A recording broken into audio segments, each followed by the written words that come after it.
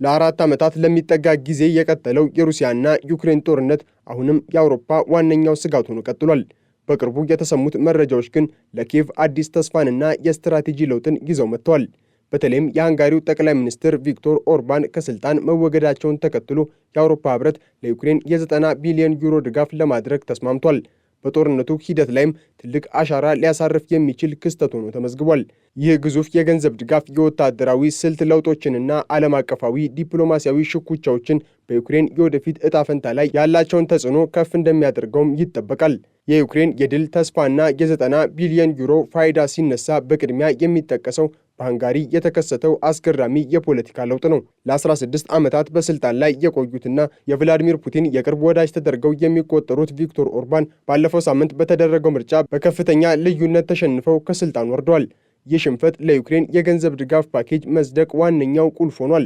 ኦርባን ለረጅም ጊዜ በዩክሬን በኩል የሚያልፈው የድሩዝባ የነዳጅ መስመር ጥገና ባለመደረጉ ምክንያት ነዳጅ ወደ ሃንጋሪ መተላለፍ በማቆሙ ለዩክሬን የሚሰጠውን ብድር ድምፅን በድምፅ በመሻር መብታቸው ሲያግዱ ቆይተዋል። ይሁን እንጂ አዲሱ የሃንጋሪ መሪ ፒተር ማጊያር ወደ ስልጣን መምጣታቸውን ተከትሎ ይህ እንቅፋት ተወግዶ ብድሩ ሊለቀቅ መቻሉን ቴሌግራፍ በዝርዝር አስፍሯል። የብድሩ መጽደቅ ለዩክሬን ኢኮኖሚ ትልቅ እፎይታ እንደሚሰጥ የሚጠቁመው ዘገባው የአውሮፓ ህብረት የውጭ ጉዳይ ኃላፊ ካጃ ካላስን ጠቅሶ እንደገለጸው ይህ ውሳኔ ሩሲያ ዩክሬንን በጊዜ ሂደት ልታሸንፍ እንደማትችል የሚያሳይ ግልጽ መልእክት ነው። ይህ የ90 ቢሊዮን ዩሮ የብድር መጽደቅ የሚወሰነው በዩክሬን በኩል ወደ ሃንጋሪ የሚፈሰው የሩሲያ ነዳጅ በድጋሚ መጀመር ላይ ነበር። ፕሬዚዳንት ቮሎዶሚር ዜሌንስኪ የነዳጅ መስመሩ ጥገና ተጠናቆ ነዳጅ መፍሰስ እንደሚጀምር ማረጋገጫ መስጠታቸውን ተከትሎ የአውሮፓ ህብረት አምባሳደሮች በብራሰልስ በሚያደርጉት ስብሰባ ብድሩን እንደሚያጸድቁት ይጠበቃል ሲል ፖለቲኮ አስነብቧል። የብድሩ የመጀመሪያው ክፍያ በሚቀጥለው ወር ማለትም በአውሮፓውያኑ ግንቦት 2026 ለዩክሬን ሊደርስ ይችላል። ይህ የገንዘብ ድጋፍ ዩክሬን ለጦርነቱ የምታወጣውን ወጪ ለመሸፈንና የወደመውን ኢኮኖሚዋን ለማንሰራራት ወሳኝ ሚናን ይጫወታል። ይሁን እንጂ የዚህ ብድር 2/3 ወይንም 60 ቢሊዮን ዩሮ በቀጥታ ለመሳሪያ ግዢ እንዲውል መታቀዱ የአውሮፓ ህብረት የዩክሬንን ወታደራዊ አቅም ማጠናከር ከፍተኛ ትኩረት የሰጠው ጉዳይ መሆኑን ያሳያል። በወታደራዊ መስክ ያለውን ለውጥ ስንመለከት ዩክሬን በጦር ሜዳ ላይ የምትከተለውን ስትራቴጂ በከፍተኛ ሁኔታ እየቀየረች መሆኑን ቴሌግራፍ ዘግቧል። ዓለም አቀፉ የጦር ጥናት ተቋም እንደገለጸው ዩክሬን አሁን ላይ ትኩረት ያደረገችው የአየር መከላከያ አቅሟን በማጠናከርና የሩሲያን የሎጂስቲክስ መስመሮች በመበጣጠስ ላይ ነው።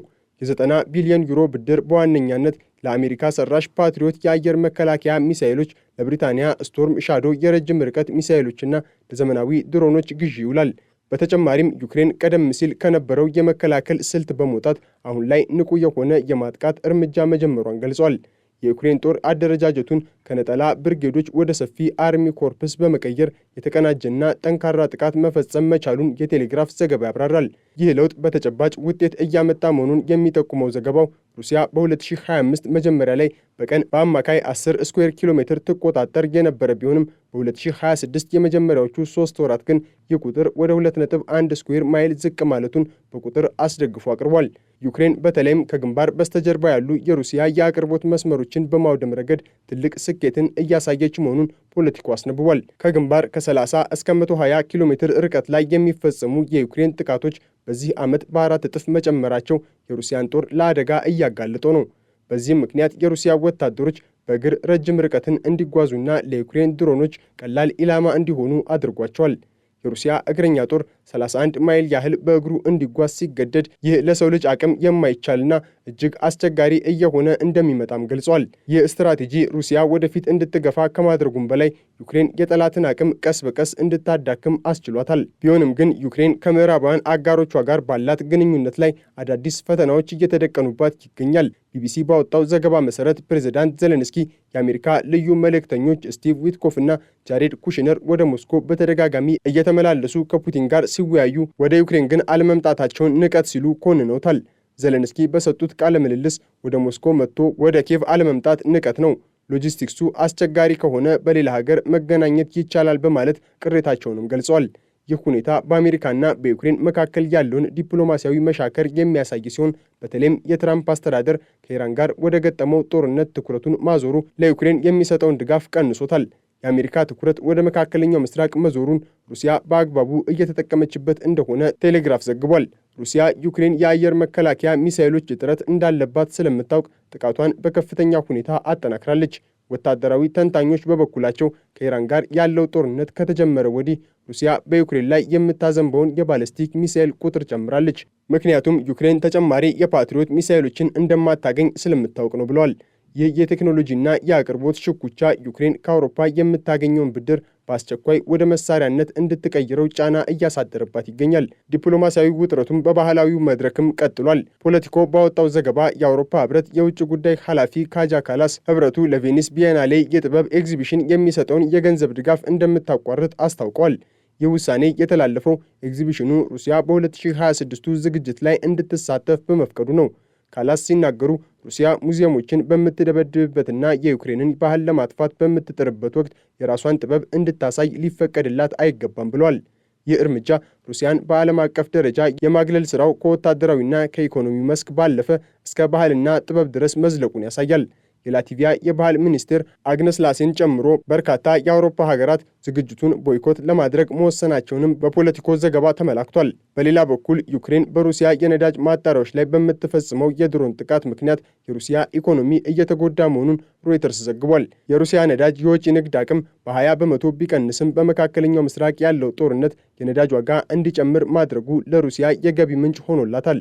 ይህም ሩሲያ ጦርነቱን ለረጅም ጊዜ የመቀጠል አቅም እንዲኖራት አድርጓታል። ቢቢሲ እንደዘገበው ሩሲያና አሜሪካ በዩክሬን ጉዳይ ላይ ያላቸው ድርድር ዩክሬንን ያላሳተፈና ለኪየቭ የማይመቹ ውሎችን የያዘ ሊሆን ይችላል የሚል ስጋት በዩክሬን ባለስልጣናት ዘንድ አለ። ፕሬዝዳንት ዘለንስኪ በበኩላቸው ዩክሬን ከአሜሪካ ጋር ያላትን ትብብር መቀጠል እንደምትፈልግ ገልጸው ነገር ግን አሜሪካ ለዩክሬን ያላትን አክብሮት በተግባር ማሳየት እንዳለባት አሳስበዋል። ባሳለፍነው የአውሮፓውያኑ የካቲት ወር በሩሲያና በዩክሬን መካከል የተደረገው ድርድር የተወሰኑ ወታደራዊ ስምምነቶች ላይ ቢደርስም እንደ ዶንባስ ክልል ይዞታና የዩክሬን የኔቶና የአውሮፓ ህብረት አባልነት ባሉ መሰረታዊ ጉዳዮች ላይ ግን አሁንም መግባባት አልተቻለም። የዘለንስኪ የጽህፈት ቤት ኃላፊ ኪሪሎ ቡዳኖቭ የሁለቱን ሀገራት ሁኔታ ሲገልጹ ወይ መፍትሄ አግኝተን ጦርነቱን እናቆማለን፣ ካልሆነ ግን እርስ በርስ መገዳደላችንን እንቀጥላለን ማለታቸውን ቢቢሲ ጠቅሷል። በአጠቃላይ የ2026ቱ የዩክሬን ሁኔታ እጅግ ውስብስብና ተለዋዋጭ ነው። የአውሮፓ ህብረት የ90 ቢሊዮን ዩሮ ድጋፍና በሃንጋሪ የተከሰተው የፖለቲካ ለውጥ ለኪየቭ ትልቅ የኢኮኖሚና ወታደራዊ ዕድሎችን ቢፈጥሩም በአሜሪካ በኩል ያለው የትኩረት ለውጥና የሩሲያ የአየር ጥቃቶች መጠናከር ጦርነቱን ይበልጥ አዳጋች አድርገውታል። ዩክሬን በጦር ሜዳ ላይ የምታሳየው ስልታዊ ብልጫና የአውሮፓ አጋሮቿ ያላቸው ጽኑ አቋም ለድል ተስፋ ቢሰጡም ዓለም አቀፋዊው የጂኦ ፖለቲካዊ ሽኩቻ ግን የጦርነቱን ማብቂያ አሁንም እርግጠኛ እንዳይሆን አድርጎታል። የተለያዩ ዓለም አቀፍ መገናኛ ብዙሃን እየዘገቡት እንዳለው የዩክሬን የወደፊት ዕጣ ፈንታ የሚወሰነው በዚህ ግዙፍ የገንዘብ ድጋፍ በዘመናዊ መሳሪያዎች አቅርቦትና በምዕራባውያን አንድነት ላይ ብቻ ሳይሆን በመካከለኛው ምስራቅ እየተካሄደ ያለው የሀያላን ሀገራት ጦርነት በሚፈጥረው ተጽዕኖ ጭምር መሆኑ ግልጽ ሆኗል።